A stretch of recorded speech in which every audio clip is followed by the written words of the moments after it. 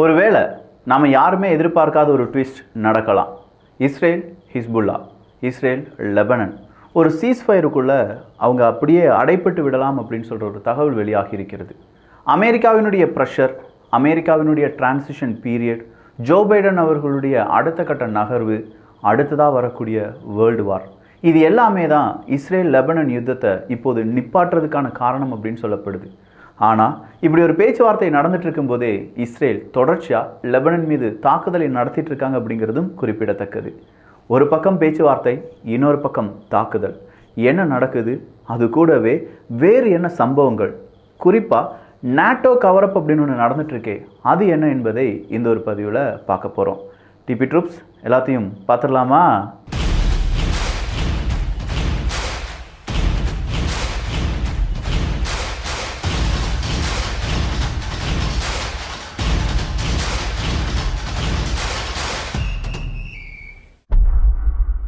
நாட்டோவினுடைய ஒரு ஆக்சிடெண்ட் அப்படின்னு சொல்கிறத விட ஒரு கவரப் அப்படிங்கிறது நடந்துட்டுருக்கு போல். 8க்கும் அதிகமான யூகே சோல்ஜர்ஸ் இன்னைக்கு யூகேக்கு கொண்டு போகப்பட்டிருக்கிறார்கள். சொல்லப்போனால் ஏர்லிஃப்ட் செய்யப்பட்டிருக்காங்க. அவசரமாக விமானத்தை கொண்டு வந்து விமானத்தில் 8 இராணுவ வீரர்களையும் ஏற்றி பறந்ததாக செய்திகள் வெளியாகின்றன. ஆல்ரெடி ஒரு யூகே இராணுவ வீரர் ரஷ்யாவினுடைய படையால் பிடிக்கப்பட்டார் அப்படிங்கிற ஒரு செய்தியும், அது கூடவே உக்ரைனுக்கு ஆதரவாக இன்டர்நேஷ்னல் லீஜியன் அப்படிங்கிற படையில் நிறைய நாட்டோ நாடுகளை சார்ந்த இராணுவ வீரர்கள், எக்ஸ் இராணுவ வீரர்கள் எல்லாருமே இருக்காங்க அப்படிங்கிற தகவலும் ரொம்ப தீயாக பரவிட்டுருக்கு. அப்படி பரவக்கூடிய இந்த நேரத்தில் என்னப்பா இது, 8 யூகே இராணுவ வீரர்களை ஏர்லிஃப்ட் பண்ணுறீங்களே, என்ன காரணம் அப்படின்னு கேட்டால் சரியான பதில் கிடையாது. சம்திங் ஃபிஷி, நாட்டோ கவரப் அப்படின்னு சொல்லிட்டு இருக்காங்க. இது நாட்டோ கவரப்பாக நம்ம பார்க்கும்போது அடுத்ததாக நடைபெறக்கூடியது தான் வேறு விதமான ஒரு எக்ஸ்ட்ரீம் சில்னஸை தருது. அமெரிக்கா மற்றும் ரஷ்யா. அமெரிக்காவுக்கு எதிராக ரஷ்யா நேரடியாக அவங்க யுத்தத்தில் இல்லை, ஆனால் ப்ராக்ஸி யுத்தம் நடந்துக்கிட்டே இருக்குது. அமெரிக்கா இப்போ கான்சன்ட்ரேட் பண்ண வேண்டிய டைம் ஆயிடுச்சு அப்படின்னு சொல்லி அமெரிக்கா நினைக்கிறாங்க. ரஷ்யா உக்ரைன் போரில் உக்ரைன் தோற்றுவிடக்கூடாது, ரஷ்யா ஜெயித்து விடக்கூடாது. அப்படின்னா ஒரு பக்கம் மட்டும்தான் அவங்களுடைய கான்சன்ட்ரேஷன் இருக்கணும். அப்போ இன்னொரு பக்கம் இஸ்ரேல் லெபனன் யுத்தத்தை முடித்து வைப்பதற்கு அமெரிக்கா ஒரு ப்ரெஷர் கொடுத்ததாகவும், அதன் அடிப்படையில் இன்னும் 2-3 வாரங்களில் ஒட்டுமொத்தமாக இந்த உலக அரசியலுடைய அந்த ஒரு மாற்றம் இருக்கும் அப்படின்னு சொல்லப்படுது. அதுலேயும் குறிப்பாக இன்றைக்கி ஒரு எமர்ஜென்சி மீட்டிங் இஸ்ரேலில் நடைபெற்று கொண்டிருக்கிறதாம். அந்த எமர்ஜென்சி மீட்டிங்கில் இப்படி ஒரு சீஸ்ஃபயர் உறுதிப்படுத்தியிருக்காங்க. அந்த சீஸ்ஃபயரை நம்ம அனுமதிக்கலாமா வேண்டாமா அப்படிங்கிற ஓட்டெடுப்பு நடக்கப் போகிறது. ஸோ அந்த வாக்கெடுப்பில் யார் அதிகமாக சீஸ்ஃபயர் நடத்தலாம் அப்படின்னு சொல்லி ஓட்டு போட்டாங்கன்னா கண்டிப்பாக சீஸ்ஃபயர் அமலுக்கு வரும் அப்படின்னு சொல்கிறாங்க. ஆனால் இப்படி ஒரு சீஸ்ஃபயர் அமலுக்கு வந்து விட்டது என்றால் 60 தினங்கள் இஸ்ரேலுக்கு கெடு அப்படிங்கிறது கொடுக்கப்படும்.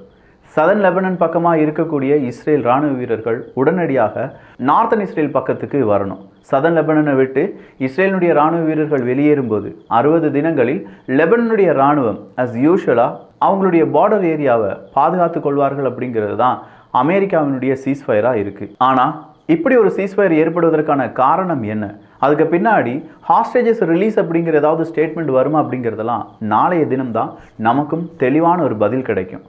2 விஷயங்களை மட்டும் இஸ்ரேல் விட்டு கொடுக்கவே இல்லை.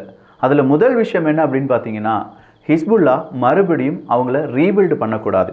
அப்படி ரீபில்டு பண்ணினாலும் எங்களுடைய ஏரியாவுக்குள்ளே, குறிப்பாக நார்த்தன் இஸ்ரேலுக்குள்ளே அவங்களுடைய எந்த விதமான நடவடிக்கையும் இருக்கக்கூடாது. அப்படி இருந்தது என்றால் இந்த சீஸ்ஃபயர் உடனடியாக ரத்து செய்யப்படும் அப்படிங்கிற ஒரு கருத்தை கொடுத்திருக்கிறார்கள். அடுத்ததாக ரீபில்ட் ஆகக்கூடிய ஹிஸ்புல்லா அவங்களுடைய நெட்வொர்க்கை வளர்த்து இஸ்ரேலுக்கு எதிரான நடவடிக்கையில் ஈடுபடக்கூடிய வேறு குழுவுக்கோ இல்லை ஹிஸ்புல்லா வழியாக நேரடியாக இஸ்ரேலுக்கு குடைச்சலோ கொடுக்கக்கூடாது அப்படிங்கிறது தான். இது இரண்டுமே இஸ்ரேலுக்கு ரொம்ப முக்கியமான கோட்பாடுகள் தான். ஏன்னா இந்த 2 வழியாக தான் இஸ்ரேல் மிகப்பெரிய அளவில் நார்த்தன் இஸ்ரேல் பக்கமாக இருக்கக்கூடிய மக்களுக்கு பதில் சொல்ல முடியாத நிலைமைக்கு தள்ளப்பட்டார்கள். அப்படி இருக்கும் பட்சத்தில் நெத்தன்யாகு அவர்கள் இந்த ஒரு கண்டிஷனை கொடுத்து ஒரு சீஸ்ஃபயரை ரெடி பண்ணியிருப்பதற்கான வாய்ப்புகள் இருக்கான்னு கேட்டால், லைவ் மின்ட்டாக இருக்கட்டும், இன்னும் பல ஊடகங்களாக இருக்கட்டும், எல்லாருமே இப்படி ஒரு தகவலை வெளியில் விட்டுருக்காங்க. ஸோ சீஸ்ஃபயர் வருகிறது, வரும் அப்படிங்கிற நம்பிக்கை இருக்கிறது அப்படிங்கிறது தான் செய்தி ஊடகங்கள் கொடுத்துருக்கக்கூடிய தலைப்பு. ஒருவேளை சீஸ்ஃபயர் வரல அப்படின்னா அடுத்ததாக தாக்குதல் உச்சமடையும். ஆனால் இந்த தாக்குதல் உச்சமடைவதை அமெரிக்கா விரும்பலை, குறிப்பாக ஜோ பைடன் அவர்கள் விரும்பலை.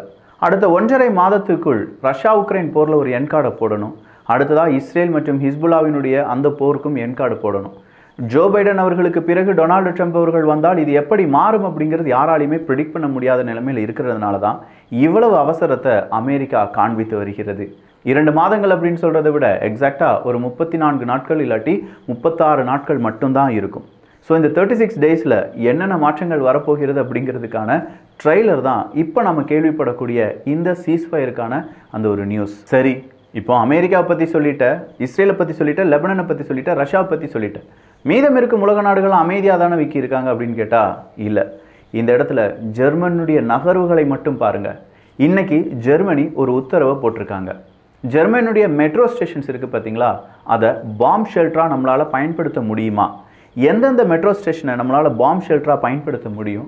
அப்படி பாம் ஷெல்டராக நம்ம பயன்படுத்துவதாக இருந்தால் எத்தனை மனிதர்கள் அதுக்குள்ளே போகலாம்? எமர்ஜென்சியாக அதை எப்படி எவாக்குவேட் பண்ணலாம், இல்லாட்டி எமர்ஜென்சியாக எத்தனை மனிதர்களை உள்ளே கொண்டு போகலாம் அப்படிங்கிற கம்ப்ளீட் ட்ரில்லை நடத்த சொல்லி ஜெர்மனி அவங்களுடைய ஒரு உத்தரவை போட்டிருக்காங்க.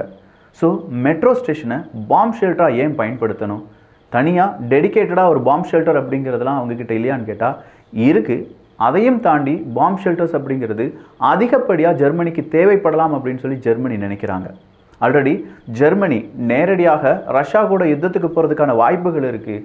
நாட்டோ வர்சஸ் ரஷ்யா அப்படிங்கிற அந்த ஒரு போர் வருவதற்கான வாய்ப்புகள் இருக்குது. அப்படி போர் வரும் பட்சத்தில் அந்த நேரத்தில் நாட்டோ படைகளை தலைமை தாங்கி நடத்த வேண்டிய அந்த ஒரு தருணம் ஜெர்மனிக்கு கிடைக்க வாய்ப்புகள் இருக்குது. அதனால தான் ஜெர்மனி ஒருவேளை இப்படி தயாராகுதாக இருக்கும் அப்படின்னு சொல்கிறாங்க. ஆனால் ஜெர்மனியினுடைய இந்த வளர்ச்சியை அமெரிக்கா கண்டிப்பாக கட்டுப்படுத்த ட்ரை பண்ணுவாங்க. இல்லாட்டி நாட்டோ தொடங்கினதுக்கான அந்த ஒரு மரியாதையே போயிடும். ஐரோப்பிய ஒன்றியத்தில் ஜெர்மனி மறுபடியும் வளர்ந்துடக்கூடாது. உலக அரங்கில் ஜெர்மனியினுடைய இராணுவம் அடுத்த யுத்தத்தை தொடங்கிடக்கூடாது. எப்படி ஹிட்லர் அவர்களை தோற்கடித்து ஹிட்லர் அவர்களுக்கு பிறகு 3வது உலக யுத்தம் வராமல் இருப்பதற்காக நாசி படைகள் முழுவதுமாக அழிக்கப்பட்டன அப்படின்னு சொல்கிற செய்தி வெளியான போது ஜெர்மனியை கண்காணிப்பதற்காக மட்டுமே உருவான அமைப்பு தான் இந்த நாட்டோ அமைப்பு.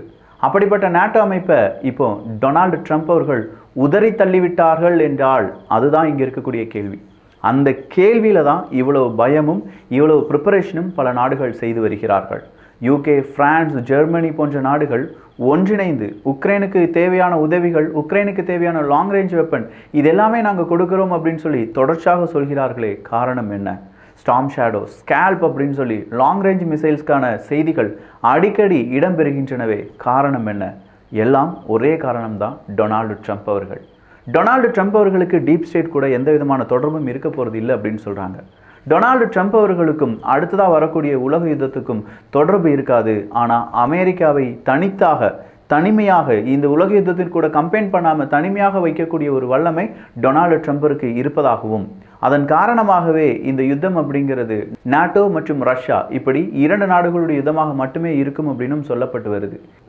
இதெல்லாம் நடக்குமா அப்படிங்கிறதெல்லாம் பெரிய கேள்விதான். பட் செய்திகள் அடிப்படையில் தான் இந்த தகவலை உங்களுக்கு நான் சொல்லிட்டு இருக்கேன். ஸோ உலக அரசியலில் 2 மாற்றங்கள். ஒன்று, சீஸ்ஃபயர் வருவதற்கான வாய்ப்புகள் இருக்குது அப்படின்னு சொன்ன அந்த செய்தி.